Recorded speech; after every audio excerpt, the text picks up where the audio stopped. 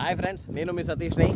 నేను భోగాపురం ఇంటర్నేషనల్ ఎయిర్పోర్ట్కి వచ్చిన. విశాఖపట్నంలో భోగాపురం దగ్గర ఉన్నట్టు ఇంటర్నేషనల్ ఎయిర్పోర్ట్కి వచ్చేసిన అనమాట. రామ్మోహన్ నాయుడు గారు నిన్ననే వచ్చారనమాట.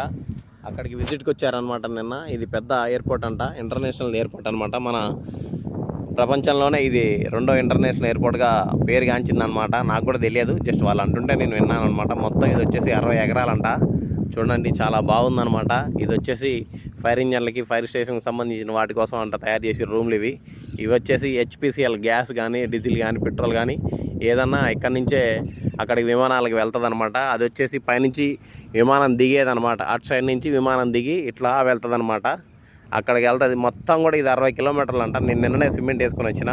నిన్న మార్నింగ్ వచ్చిన, అన్లోడ్ కాలేదు బండి. రోడ్డు బాగాలేదనమాట, రోడ్డు చేస్తారు అనమాట. రేపైతే కావచ్చు ఫ్రెండ్స్. Bye bye.